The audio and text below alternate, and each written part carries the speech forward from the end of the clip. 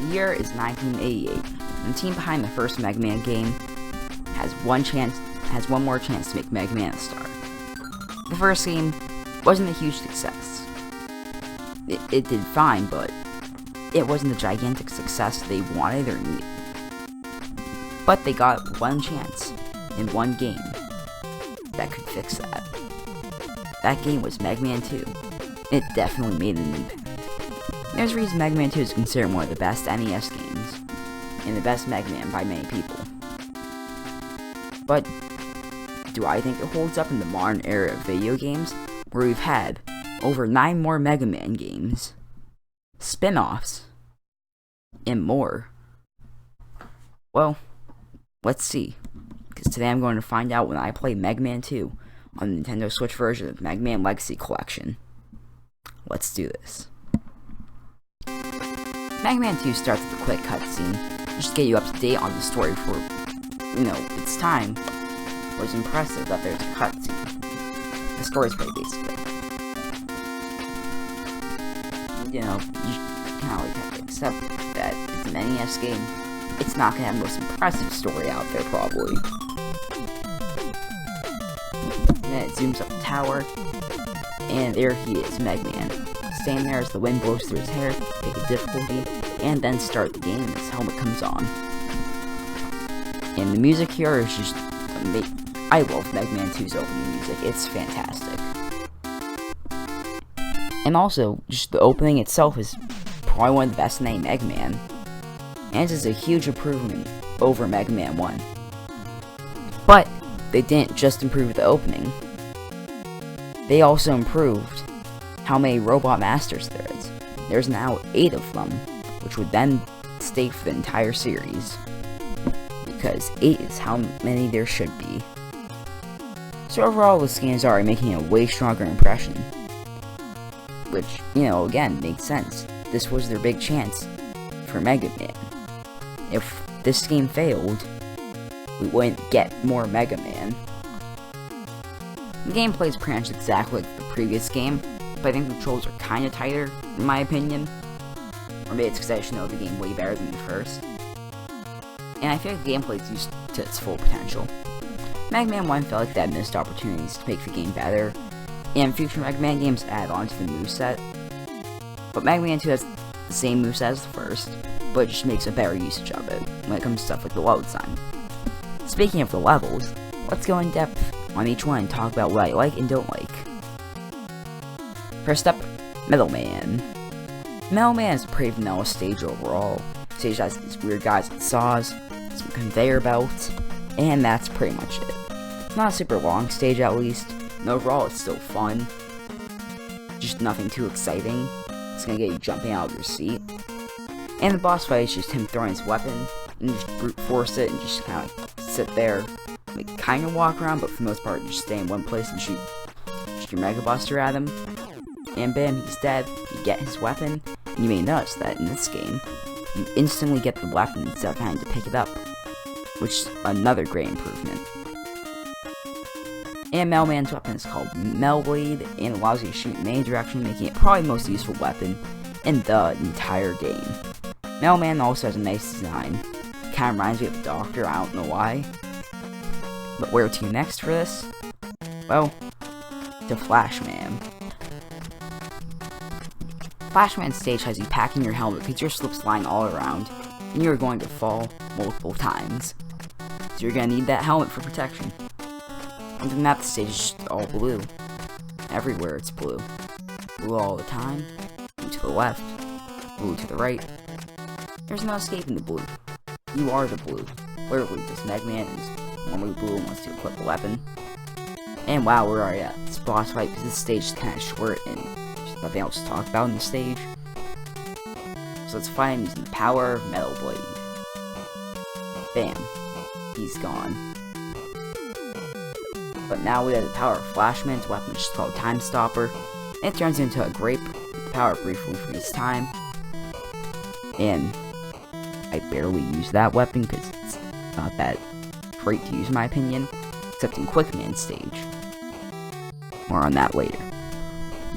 And wow, Dr. Light himself messages you. give you some exciting information. Get the very cool weapon called Item 3. They are really working overtime on that name, weren't they? So we gotta do this quick, because the stage is quick, man. And the stage isn't that good, man.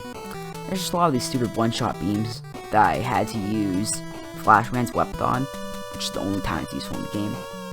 And I also hit these one-shot beams more in Sponge State, and also known as Yellow Devil from the first game.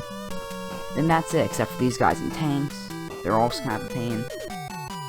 Or like neck walker things, I don't know. And Quickman is weak to the Mega Buster and immune to Metal Blade. That was quick and easy. But it's also because we got the most useless weapon besides Time Stopper, Quick Boomerang. The weapon just isn't that good for the most part in this game, except against 2 bosses. Also, Quickman looks like the Flash giant yellow unibrow. Well, time for Airman. And listen, with how hot the weather was while playing this game, when I originally got the footage and started writing this video, I really could use someone whose whole body is just one giant fan. So maybe we won't fight him. So let's just play a stage, and oh boy, there's these platforms with drills. And oh boy, bird mania, because there's birds everywhere. There's these guys that shoot lightning. Bravo! The stage isn't too bad, actually. It's the right amount of difficulty. So, this is one of my favorite stages in the game. And look, there's Airman. Let's go, chill out with him. Now, actually, I'm gonna stop. Time to enjoy the breeze. Flash Stopper. Alright, that's done, but just stand here. Oh, wow, he hit me with tornadoes. So let's end him, actually. That was easy. Because Quick Boomerang actually does a lot to him. And I really don't understand how he's weak to a boomerang. But I won't question it too much compared to other weaknesses in the series.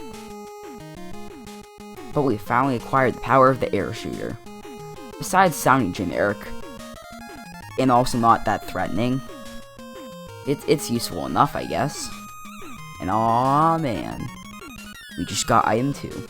They're back at it again with those crazy names. Thank you, Capcom, very cool. Crashman will not crash your game. He doesn't charge into you at all. Because originally he was named Clashman, but because of translation he's Crashman. Crashman is the better name. Instead, he makes you want to crash your controller into the floor, because this stage has a splatter section, where, if you don't already know where you're going, you're gonna waste a lot of time going up the wrong ladder. Because, oh boy, isn't that great. Other than that, the stage is fine, but nothing really sticks out. Oh, so you go to space in it. Yeah, that's right. You go all the way up to space and leave the stratosphere, because you're a Mega Man and a Rocket Man now. So overall, it's still pretty enjoyable to play through. This boss fight is just him throwing bombs at you, as you teach him a lesson using the power of aerodynamics in air, as the man dies in 2 hits to air shooter. Yeah, I guess he just doesn't like the wind. Then you get Crash Bomber, which is another great weapon. And overall, I like that weapon. I like Crashman's design. The stage isn't awful, it's fine.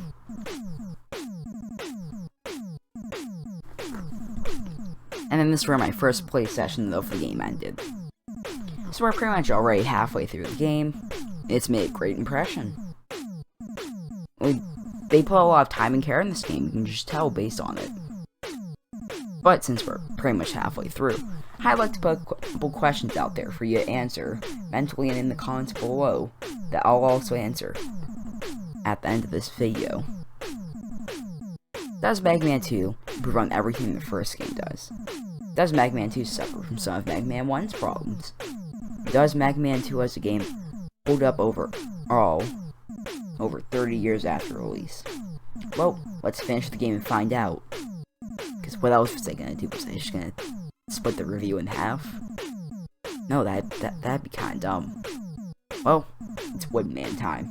Except it wasn't for me, because I had to replay most of the stages in the game, because I forgot to save. Woodman is strange. Just his stage is strange, not Woodman himself. Like, his stage has some bats, then some apes, which is okay, sure, I guess. And then rabbits shooting carrots, so okay, sure enough. And fire shooting tigers is something. Pretty sure it's a tiger that shoots fire. I think we should focus on that more. Probably isn't the best idea to have something shooting fire in a stage made of wood. That's just me though. I wonder how the stage hasn't burned down. But the stage works, I guess. It's not awful, it's just fine. I used to love this stage too, but like now, diagnosed with disappointment when I played this stage. And the boss fight is kind of annoying. And when you get at his weapon, it's not that good. But at least Woodman's not as much of a pain here as he is in Wily's castle. Okay, it's Bubble Man time. It's my second favorite stage in the game. I also love the design they gave him. Kinda reminds me of a dentist or a doctor. I don't know what it's with. Just characters in the game remind me of dentists or doctors. Let's just run through the stage, and oh boy, spikes. Wow, how nice of them to add everyone's favorite thing in the world. Instant death spikes. Actually, it's not that bad. It's just, don't jump too high at this point. And that's literally just all they do. It's not much to discuss the stage, honestly. What, do you want me to talk about the shells on wheels? If you really want me to, I'll spend 20 minutes discussing them. No? Fine. You're lost, though. Anyway, we get to the fight with him. He shoots some bubbles and pew-pews. Now it's getting destroyed. So I randomly tried Quickman's weapon. And this is the other Robot Master that Quickman's weapon destroys. I don't know what made me think this, to use Quickman's weapon. But I feel like Quickman's weapon just ruins Bubble Man in Bubble Man's career, because he gets annihilated by the weapon. So yes, it's true, folks. Quickman Boomerang ruins all careers, ladies and gentlemen. And yes, I was wrong when I first got the weapon. It is actually really useful. If you actually use it and don't expect it to like go further out or just sit there and spam it.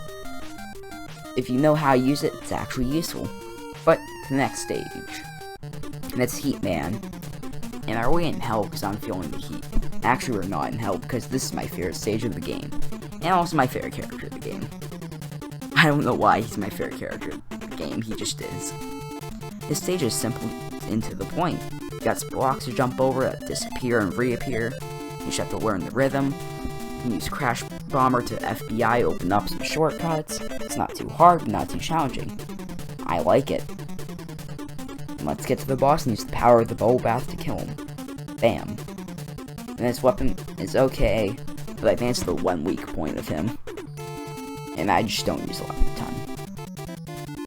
So here we are. Wily's castle. And this is painful. Please get me out of here. So let's start off with what I like.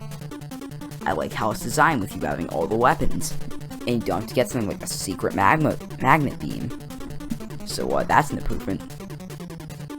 Other than that, I don't like Wily's castle. It's painful. Like, you have this big dragon, just handing out seizures with how often the background flashes. It's a weird robot thing connected together and also handing out seizures with how much the background flashes. Big tank. And a Robot Master rematch, where Metal Man instantly dies to his own weapon. And Woodman is a bigger pain here, so hopefully with Crash Bomber. Oh, I forgot to write in the scripts being Crash Bomber. There's also like the thing where you have to use only the Crash Bomber, and that boss is awful. I think I didn't write it in the script because I forgot about it, because I probably tried to erase it from my memory. Yeah, you'll know that, if you haven't played the game before, you won't know that you need the Crash Bomber for it. But, because I've played the game like 20 times or something, I knew, okay, I need the Crash Bomber. Even that, to use the rewind function, because, no offense, but if you don't give the player, like, enough resources, or you don't tell a player what they're gonna need, if it's really required to use the Crash Bomber, it's kinda dumb. How would I know, if I had never played the game, that I would need the Crash Bomber here? I wouldn't. So, if you don't have a full Crash Bomber, since the boss fight requires pretty much a full meter of it, then you're done for. You're not getting past this part of the game. That's a you problem. But other than that, yeah. There's the Robot Master rematch. And it's done. Let's fight Wily. 2 Two-Face is the robot, school cave area. Wow, he's an alien, but not really, it was just a prank by him. And then this game ends with the best ending of its era. Yeah, I think it's a great ending. I think Skeletons Been Fighting does a way better video on like the ending. I probably couldn't explain it that well, but I just recommend you watch their video. And it's just great. Just the way the game ends, it's ended in the way where it doesn't set up a sequel. It's just a standalone ending. It provides closure to the game. In fact, the team possibly saying goodbye to Mega Man because they didn't know if they'd get to work on it again. So, to answer my questions from earlier, does Mega Man 2 improve on everything the first game does? Yes, by a lot. While Mega Man 1 was a fun mess, Mega Man 2 just isn't a mess at all. Does Mega Man 2 suffer from the first game's problems? Mostly no, but it does suffer from cheap one-hit kills still. And that's something that every Mega Man game suffers from. And does Mega Man 2 hold up nearly 30 years later, or over 30 years? I don't know why I wrote nearly 30, it's over 30 years. Well, if my review hasn't made obvious, this game is a masterpiece. The controls, the music, the character design, the level design, it's fantastic. It doesn't dip too far downhill until Wily Castle. Weapons are all brand new and unique, and if I don't like some of them. The game was more than a fantastic Mega Man game. This game sets the standard for Mega Man games. And the development team needed to make an impact. So did they do it? Yes. Mega Man 2 was a success, the franchise was saved, and Mega Man would return to take a year off and come back in 1990. That sentence did not make sense. So Mega Man was back in 1990. We'll be back next week, or in a couple days, depending on when the review's done, and I take a look at Mega Man 3.